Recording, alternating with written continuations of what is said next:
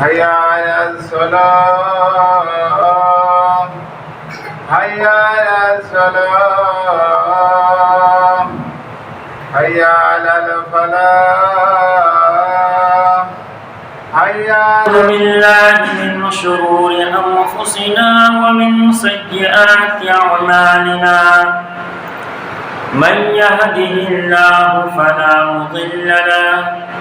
ومن يضلله فلا هادي له وأشهد أن لا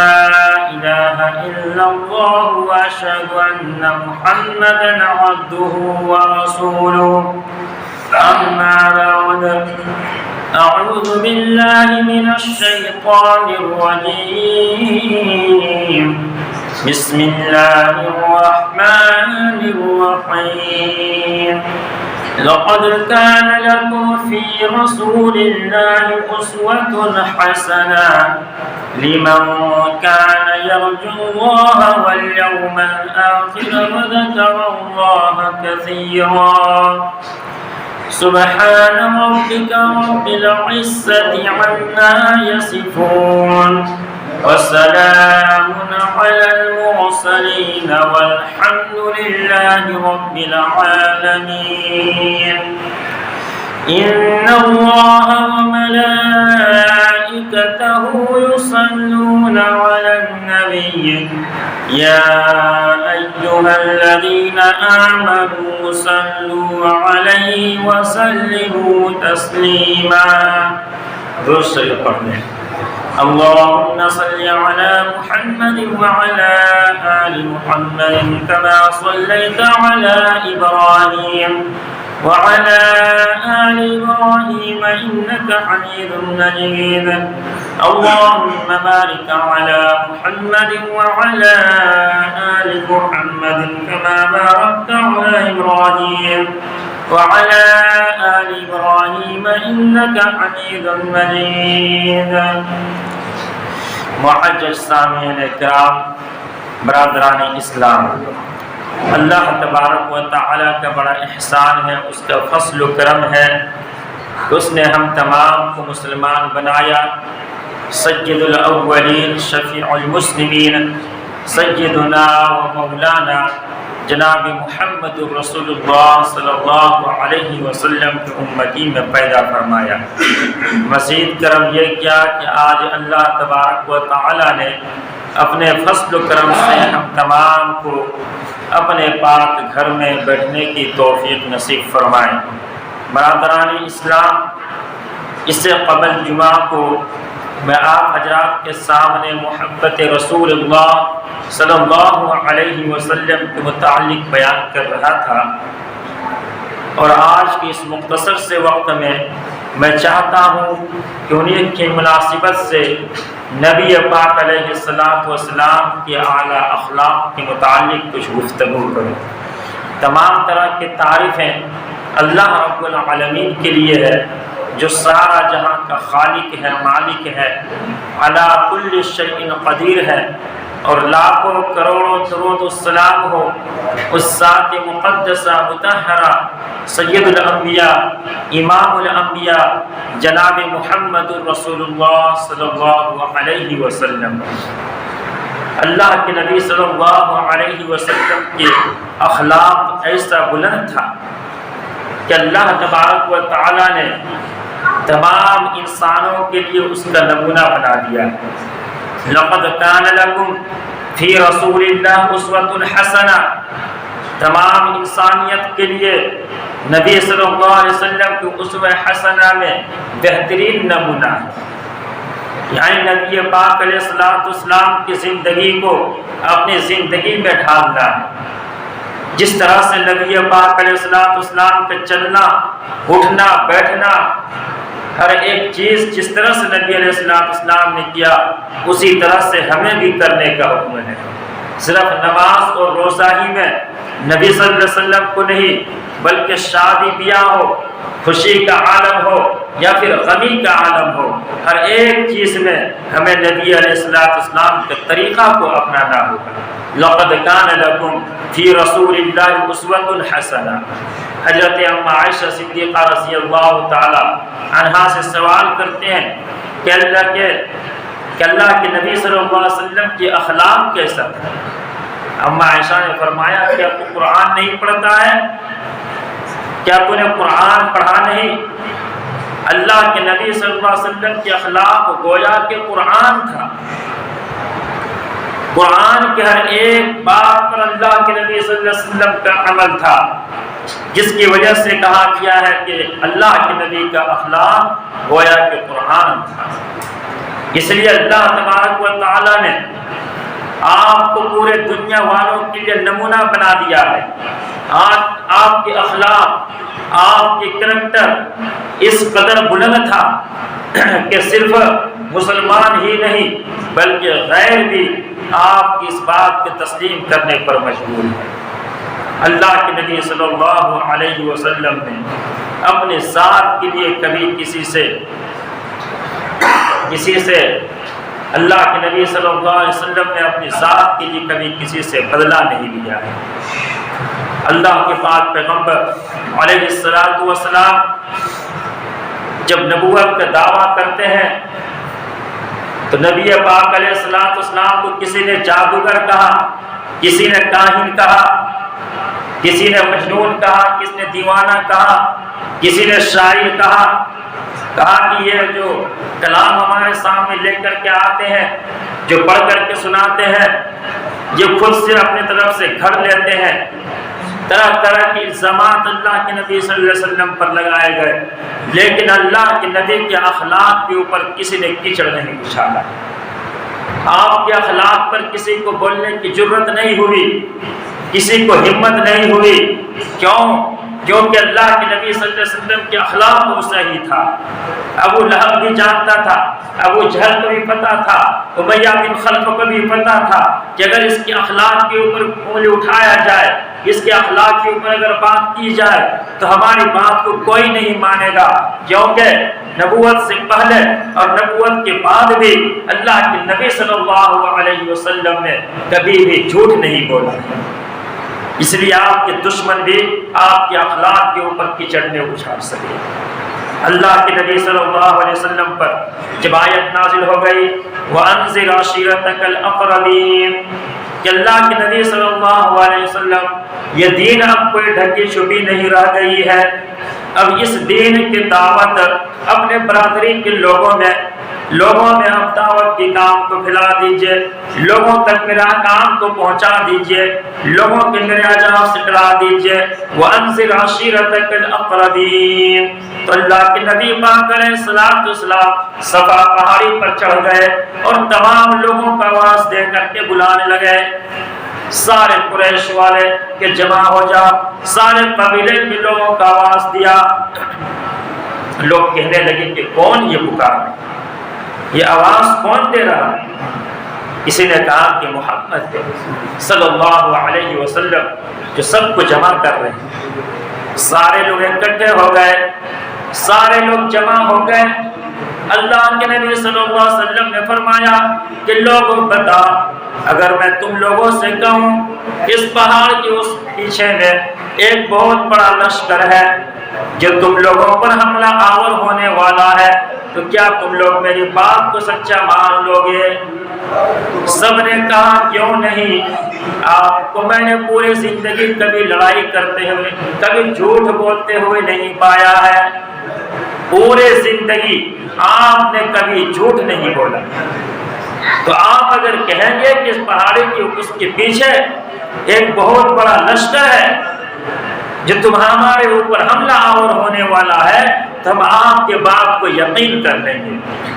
اللہ کے نبی صلی اللہ علیہ وسلم نے فرمایا کہ لوگوں پھر میں تمہیں اللہ تبارک و تعالیٰ کے عذاب سے ڈراتا ہوں،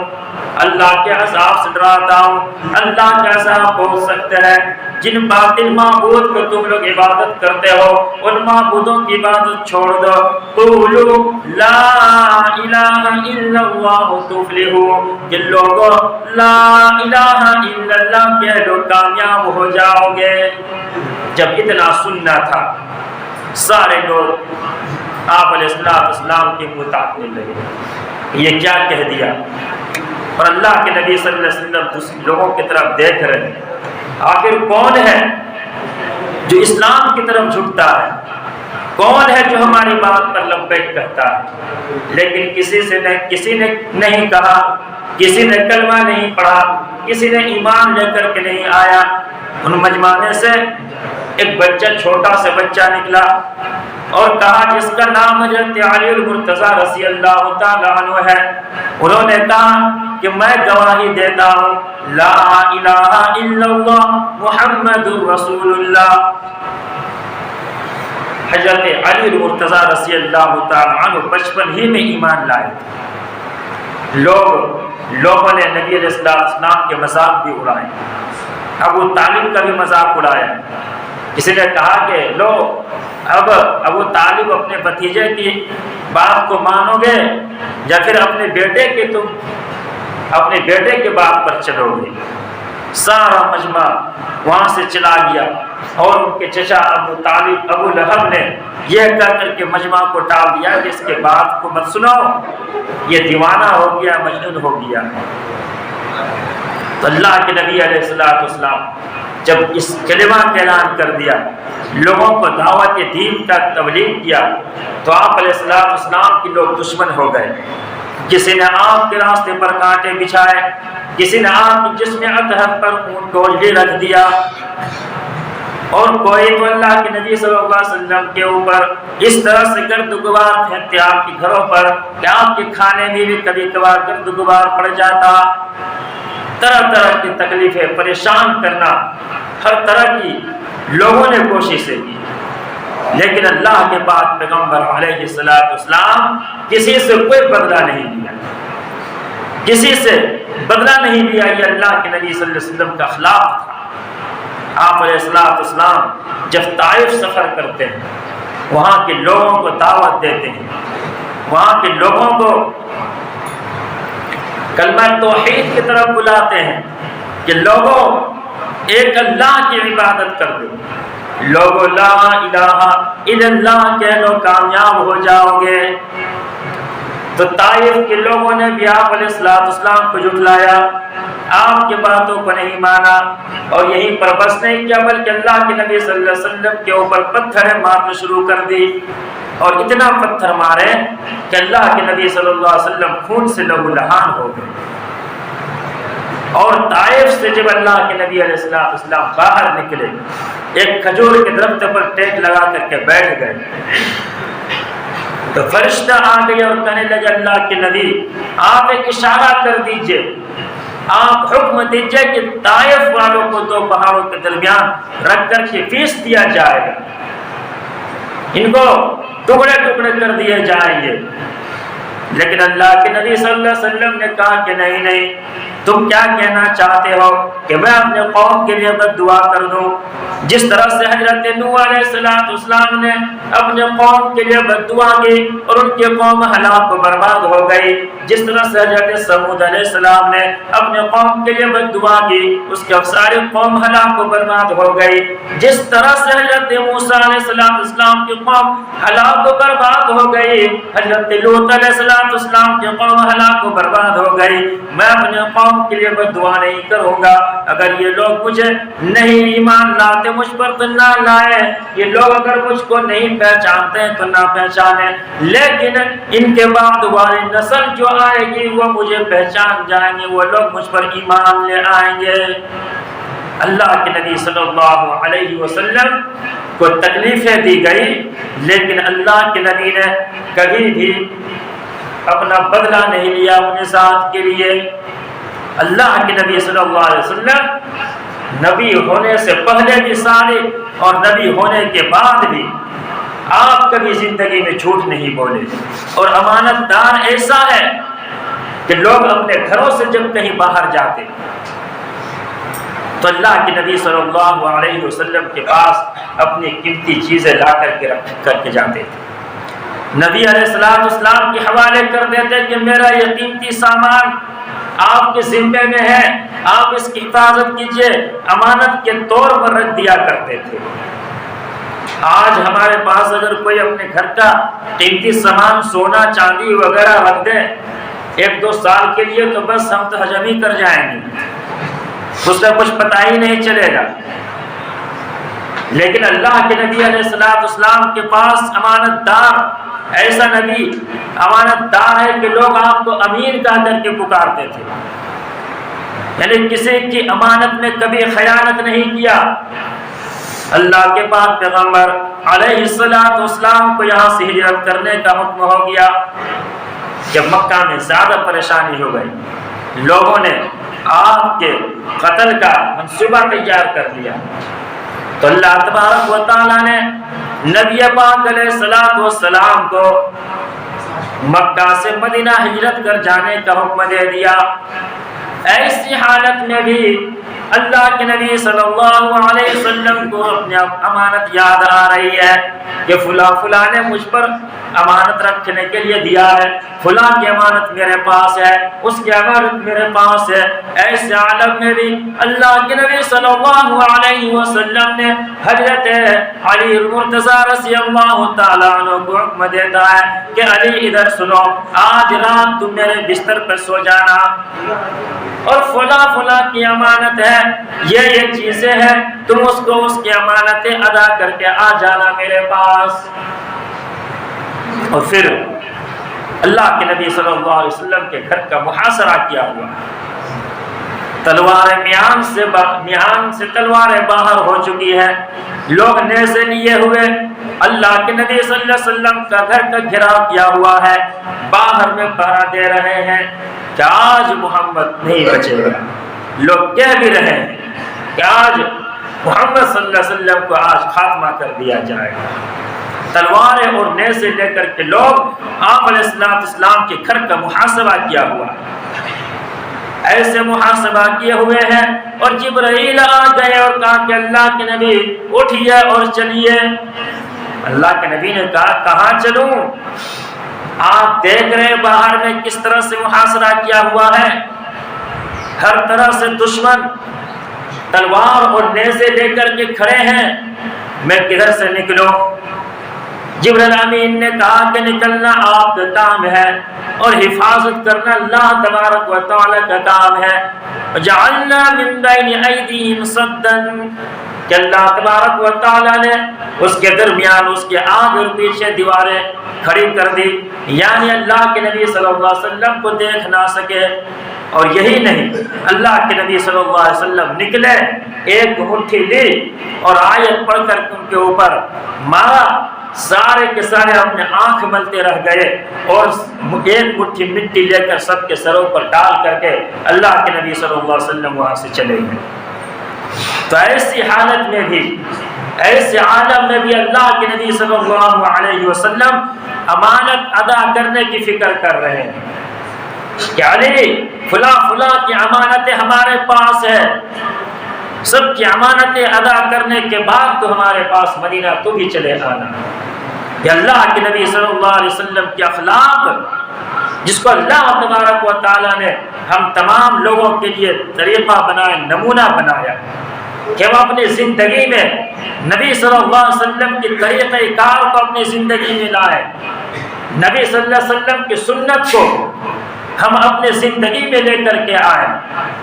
اور جب نبی پاک علیہ السلام کے طریقہ ہماری زندگی میں آ جائے گی